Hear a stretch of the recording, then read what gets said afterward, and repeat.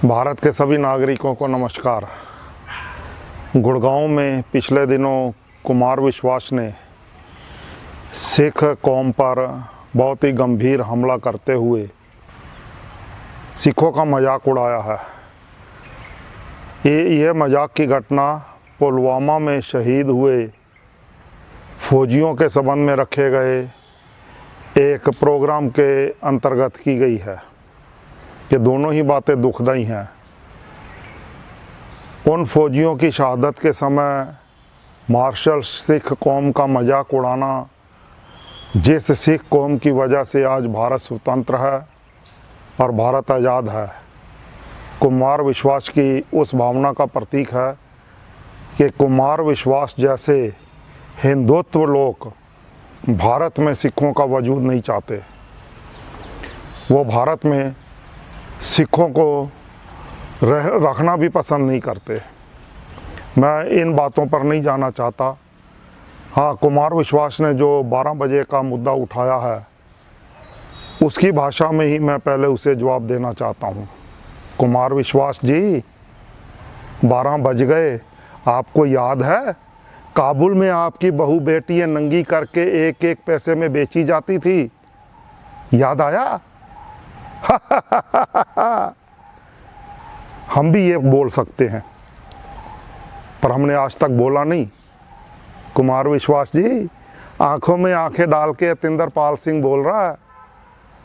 UP, Bihar, Madhya Pradesh और पुरी तक की बहू बेटियां मुगल खानदान काबुल में ले जाता था गुलाम बनाने के लिए, फिर वहाँ पर फिर नंगी करके धेले धेले पैसे पैसे में बेची जाती थी। तब आप कहाँ थे? हैं? बज गए 12 कुमार विश्वास जी। अरे तुम लोगों को हमें ये सिखाना पड़ेगा और तुम लोगों ने हमें ऐसी भाषा बोलने के लिए मजबूर कर दिया। ये हिंदुत्व है। इस हिंदुत्व की वजह से आज भारत का एकता, अखंडता और भारत का सद्भाव, भारत का समभाव खतरे में पड़ गया है। ये लोग नफरत पैदा कर रहे हैं।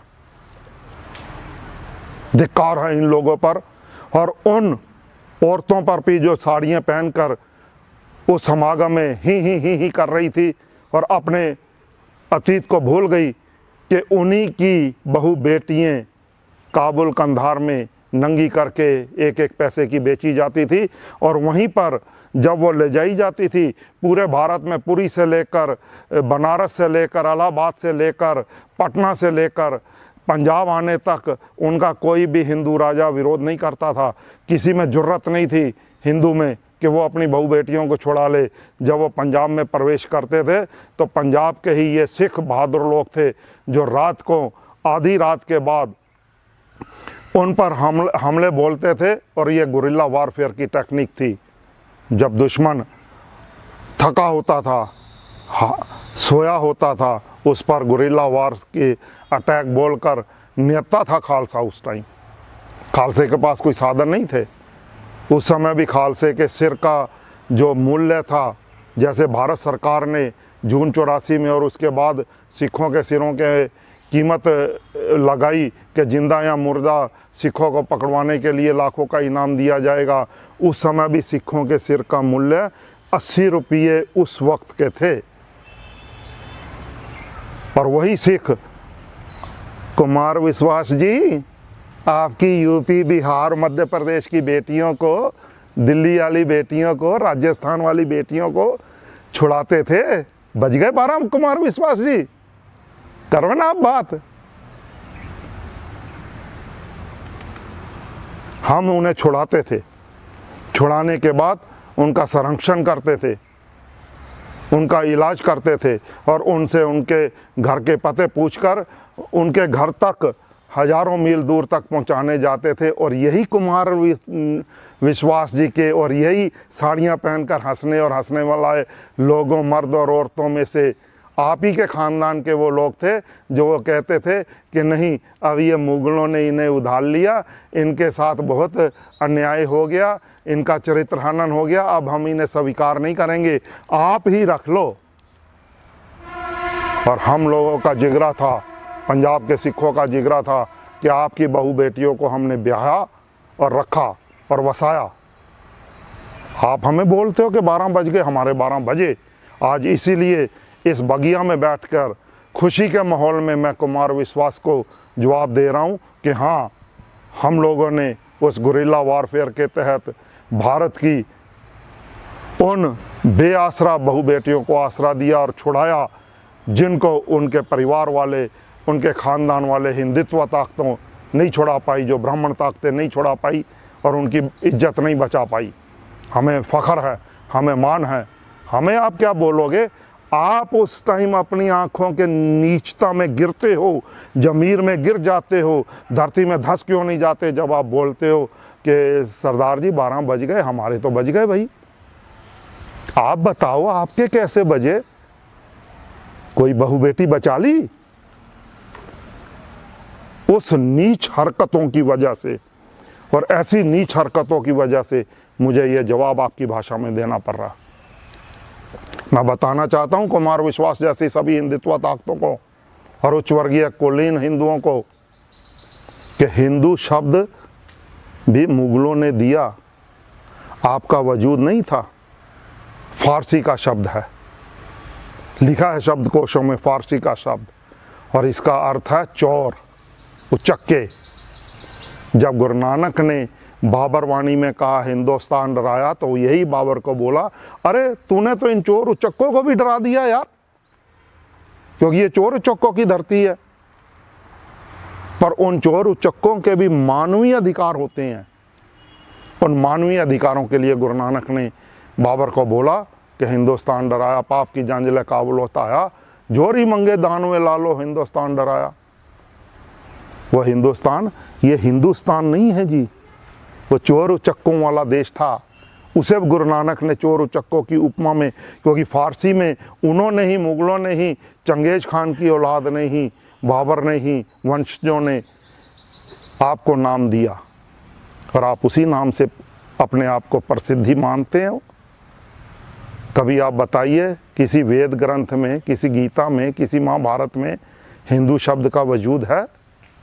ये मुगलों की दी हुई जूठन खा रहे हो और उसी पर इतराते हो, शर्म आती है। तो ये है आपके 12 बजने। इतना ही नहीं है, मैं इतिहास आपको आज संपूर्ण, आपने मौका दिया, मैं आपको संपूर्ण इतिहास बताना चाहता हूँ। 711 ईस्वी से ये देश गुलाम चला आ रहा है मुगलों का। तब से भारत में बाकायदा एलानिया मुग़ल सल्तनत के हुक्म होते थे। मैं हुक्म आपको पढ़ के भी सुना देता हूँ। लंबी बात मैं नहीं करता, थोड़े सबसे नए हुक्म सुनाता हूँ। सबसे नया हुक्म जो पिछले अतीत में इतिहास में लिखित है, वह सोमवार 9 नवंबर 1713 का। और उससे पहले जो हुक्म हुआ था वो है 7 दिसंबर, एतवार 7 दिसंबर 1707 ईस्वी का। ये वही है जो हुक्म मोहम्मद बिन कासिम के समय से दिए जा रहे थे। नया इसलिए बता रहा हूँ कि इसका सोर्स भी आपको बता रहा हूँ। अखबार दरबारे मौला अखबार है, दिल्ली में आर्काइव में पड़ा है, नेशनल आर्काइव में है। कुमार विश्वास जी जाकर देख लीजिएगा। क्या हुक्म है कि हिंदुओं को डोली में चढ़ने, पालकी में बैठने, बग्गी में सवार होने और यात्रा करने की पूर्ण पाबंदी होगी। अरबी और इराकी नस्ल के घोड़ों पर भी हिंदू नहीं चढ़ सकता, इसकी इजाज़त नहीं है। तो फिर हिंदू क्या करेगा? गधों पर ही चढ़ेगा ना। तो गधों पर ही चढ़े हैं। अभी भी कुमार विश्वास भी जी वैसी ही भाषा बोल रहे हैं। नंबर 2, हिंदू अपने बाल, दाढ़ी और मूछ साफ करके रखेगा, शेव करके रखेगा। ये आपको सज़ा दी गई थी मुगलों की हुकूमत ने, पर आपने तो आज तक स्वीकार की हुई है। कमाल है यार, 12 बज गए तुम्हारे तो यार, बिल्कुल ही क्या बात कर रहे हो तुम। तीसरा, हिंदू अपने कानों में बालियां नहीं पहन सकता, कोई गहना नहीं पहन सकता, ना पुरुष ना मर्द ना स्त्री, और अपने शरीर के ऊपर कोई कीमती पोशाक नहीं पहन सकती, कोई शाल नहीं ओढ़ सकते और कोई गहना नहीं पहन सकते। ये 3 हुक्म एतवार 3 दिसंबर 1707 के अखबार दरबार मौला में प्रकाशित किए गए और इनकी पूरे भारत में बुनियादी करवाई गई।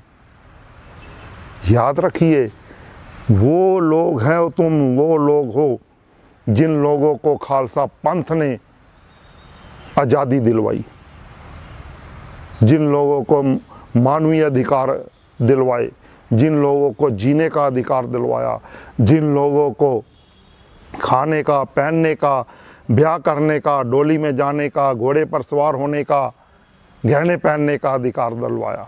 हम हैं वो लोग, हमें तो फख्र है। पर जरा तुम अपने इतिहास में गिरेबान में झांको।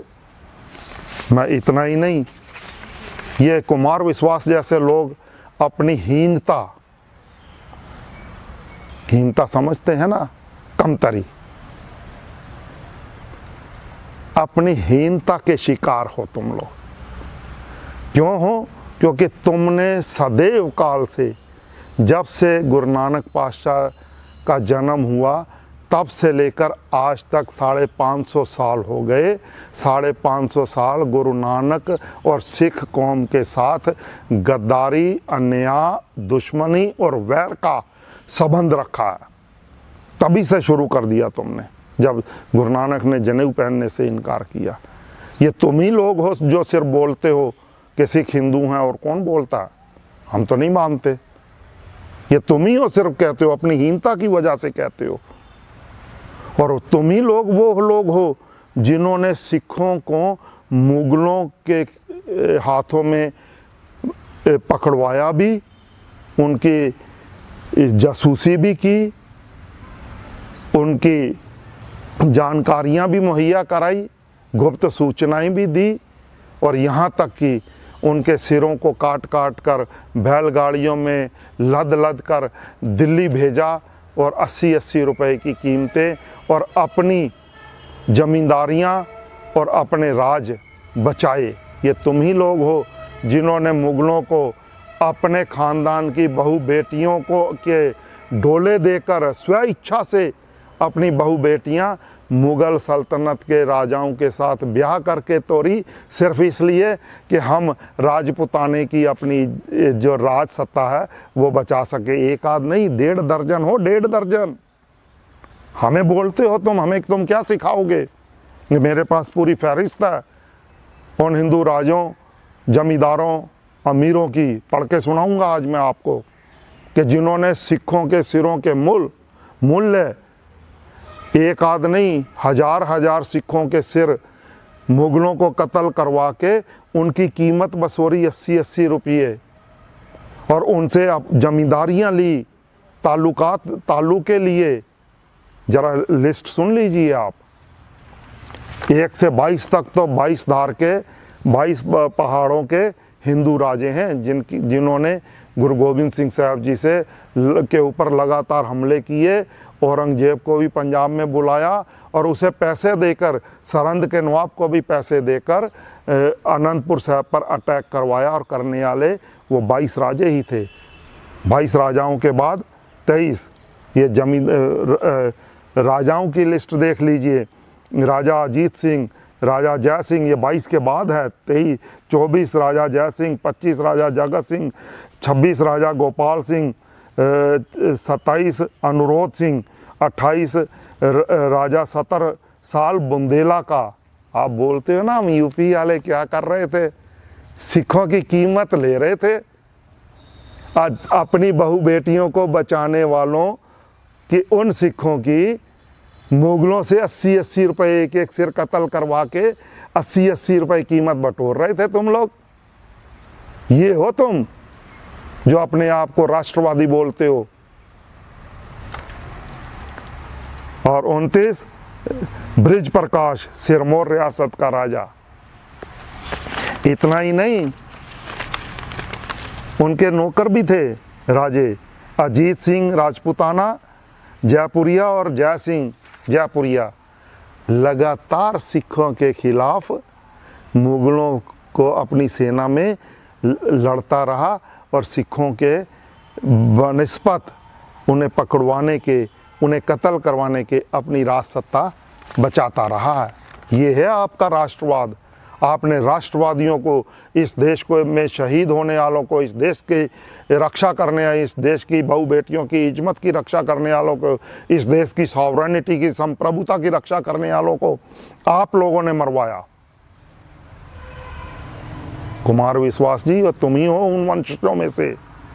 और दूसरी बात और सुन लो, जो आपके जो जमींदार रहे हैं, वो भी जिन्होंने भी कम से कम 500 सिखों को कत्ल करके उनके सिर नेजों पर टांग के दिल्ली चांदनी चौक में जिन्होंने प्रदर्शनी लगवा के मुग़ल बादशाह को लाल किले से इनवाइट करवा के आप भीख मांगी है कि हजूर हम ये 500 सिखों के सिर लाए हैं, इनकी कीमत दे दीजिए। अब उनकी लिस्ट भी सुन लीजिए कुमार विश्वास जी। और ज़रा है हिम्मत तो अपने साथ एक प्रोग्राम में बुलाओ मेरे को और करो मुकाबला। मैं बताता हूँ और तुम भी बताओ फिर अपना सच। वो 28 के अलावा ज़रा वो लिस्ट देख लीजिए। जमींदार चेत सिंह, अनूप सिंह, मोकम सिंह, जमींदार ज्ञान सिंह, जमींदार ज्ञानचंद कुमाऊँ का, जमींदार फतेहचंद श्रीनगर गढ़वाल का, जमींदार शोभकरण और इसका बेटा जमींदार जय सिंह, जमींदार दुर्जन सिंह, जमींदार कृष्ण सिंह नारोके का, चंदेरी जमींदार, जगत सिंह कुमाऊँ का जमींदार, राम सिंह जम्मू तालुके का, जसवाल का जमींदार, इसका भाई उदय सिंह जसवाल, हिम्मत सिंह, दलीप सिंह लूका का, भगत सिंह, दलेर सिंह जमींदार, बख्तावर सिंह जमींदार, जमींदार चूड़ामन जट राजपूताने का, जमींदार भूप्रकाश नाहन का, जमींदार कृपाल देव जम्मू का, जमींदार देहरी देव, जमींदार जयराम एजेंट। ये एजेंटगिरी भी करता था। एजेंटगिरी पता क्या होती है? गुप्त सूचनाएं दे के उसकी रोकड़ी लेना। ये हो तुम्हारा किरदार जो अपने आप को आज भारत के राष्ट्रवादी हिंदुत्व कहलाते हो। तुम्हारा किरदार बता रहा हूं। हर नारायण जमींदार रायनोंडा का, योग ध्यान जमींदार, गोविंद राम लाहौर का जमींदार, धरत देव जमींदार, पुराण नाथ जमींदार, ब्रिजभूषण जमींदार, माधा सेन मंडी का जमींदार, हिराजपाल मालाबार एरिया का लाहौर का जमींदार, हरिराम एजेंट, फिर एजेंट आ गया, राम जी जमींदार, नंदलाल जी जमींदार। ये 56 जमींदारों की लिस्ट है, हर बाकायदा गस्टेड हुई है मुगल सम्राट के गजेटियर में। उसी में से दे रहा हूँ। पर यह गजेटियर देखना हो तो आपके ही नेशनल आर्काइव, इंडिया गेट के सामने नेशनल आर्काइव है, उसमें फाइल है मुगल कालीन गजेटियर, जिसका सन मैं आपको बता देता हूँ 1706 से लेकर 1718 तक के देख लीजिए। उनमें से मैंने तैयार की है ये लिस्ट। गस्टेड दुश्मन हो भारत के, गस्टेड, भारत के नागरिकों को मरवाने वाले गस्टेड दुश्मन हो तुम। भारत की सुरक्षा करने वाले सिखों के गस्टेड गद्दार हो तुम। और जिस पुलवामा को लेकर तुमने, जिस पुलवामा के नाम पर यह समागम किया, मैं उसकी भी आपको हकीकत बता देता हूँ। 711 ईस्वी से लेकर 1849 तक, जब तक सिख राज रहा है, तब तक कश्मीर, जम्मू तक कश्मीर कभी भी भारत का हिस्सा नहीं रहा। वो हमेशा मुगल का सम्राट का हिस्सा रहा और उस मुगल शासक का हिस्सा रहा, काबुल का हिस्सा रहा, अफगानिस्तान का हिस्सा रहा है कश्मीर। झूठ बोलते हो तुम लोग, इतिहास पढ़ो। ये सिख सम्राट थे पहले, जिन्होंने कश्मीर को भारत का अंग बनाया। वो बाबा बंदा सिंह बहादुर था, वो महाराजा रंजीत सिंह था, सिख मिसलें थी, हरि सिंह नलवा था जिसने से लद्दाख तक फतेह किया, लेह लद्दाख भी भारत का हिस्सा बनाया। आप लोगों की हिम्मत नहीं पड़ी और उस पुलवामा के नाम पर आप श्रीनगर और कश्मीर की आज़ादी की बात करते हो और कहते हो भारत का अभिन्न अंग है। कश्मीर हमेशा सिख राज का अभिन्न अंग रहा है, इसी की बदौलत सिख भारत में मिला है। नहीं तो जो आपके कश्मीर का राजा हरि सिंह था ना, उसने तो तीसरी एंग्लो सिख वार में अपना वही किरदार फिर दोहराया था जो मैंने आपको पहले ये 56 और अपना 48 राजों और जमींदारों का इतिहास बताया कि भारत के साथ दुश्मनी, गश्तर दुश्मनी की। वही गश्तर दुश्मनी भारत के साथ हरि सिंह ने भी की, गुलाब सिंह ने भी की। सिख राज के साथ दुश्मनी करके, गद्दारी करके, सिख राज का वो कारिंदा था, नौकर था, अंग्रेजों के साथ मिल गया तीसरी एंग्लो सिख वार में 1846 में। और उसने बोला कि आप हमला कीजिए, मैं इनका राशन पानी और इनका गोली सिक्का सब बर्बाद कर दूंगा, दरिया में डुबो दूंगा और इनकी सप्लाई लाइन तोड़ दूंगा, तब आप फतेह कीजिएगा। तो संधि क्या, इन अंग्रेज़ों में गुलाब सिंह और हरि सिंह, ये जो कश्मीर के वंशज अपने आप को बताते हैं, इनमें ईस्ट इंडिया कंपनी के साथ समझौता हुआ, अंग्रेज़ सम्राट के साथ भी नहीं हुआ। इतने गिरे हुए लोग थे ये। ईस्ट इंडिया कंपनी के साथ समझौता किया कि जो मैं फिर लाहौर सिख सम्राट का जो सारा खजाना है वो मुझे लूटने की आप इजाज़त दीजिएगा, तो उस लूटे हुए सामान को मैं ले जाऊंगा, ये समझौता था।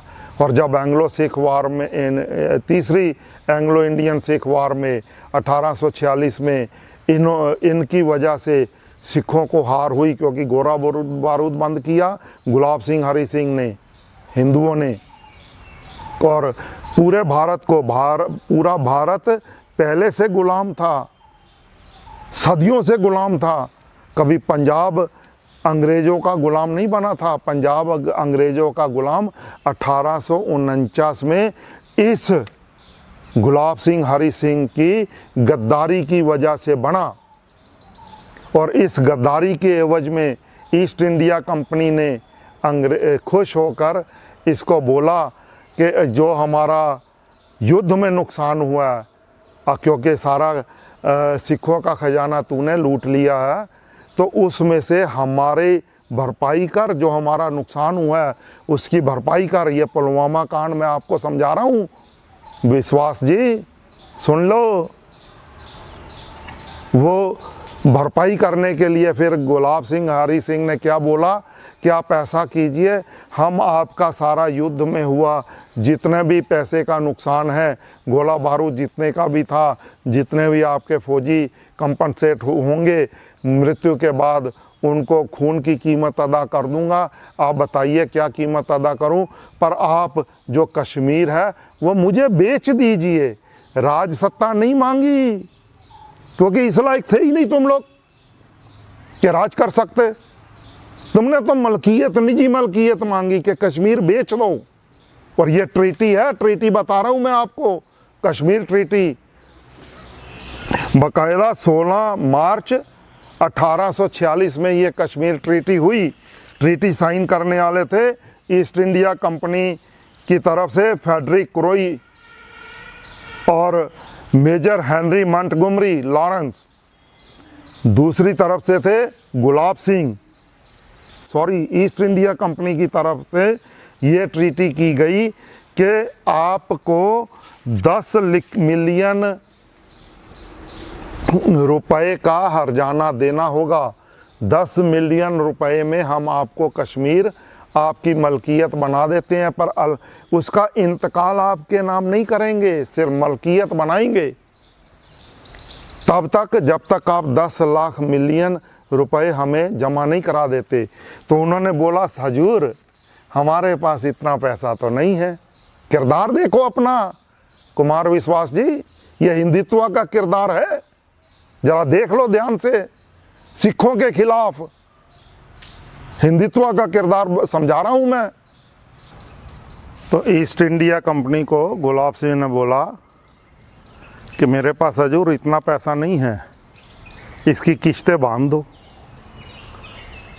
तो नेचुरली जो गुलाम बन गया है, जो बंधुआ मजदूर बन गया है ईस्ट इंडिया कंपनी का, तो उसे तो बंधुआ मजदूर बनाएगी कंपनी। तो उन्होंने गुलाब सिंह को कश्मीर किश्तों में दिया।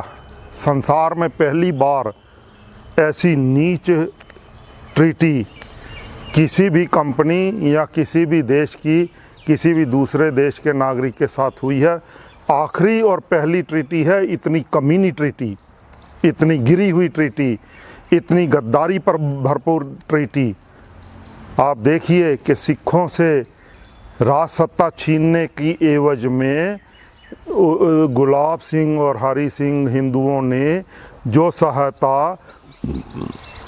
सहायता अंग्रेज़ों को की और जो गद्दारी सिखों के साथ की, उसके एवज में ईस्ट इंडिया कंपनी ने 7.5 लाख नानकशाही रुपये में, नानकशाही रुपया लिखा है उसमें, ये हमारी करेंसी थी, हमारी सॉवरेनिटी का प्रतीक और जो हमेशा रहेगी।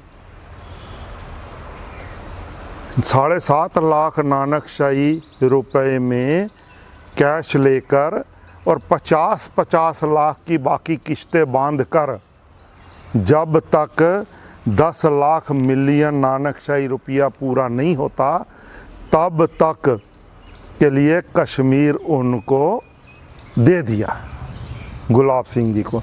ये है आपके हिंदुत्व का किरदार, ये है आपकी राज सत्ता जिसे आप बोलते हो कश्मीर हमारा। यार क्या है तुम्हारा यार?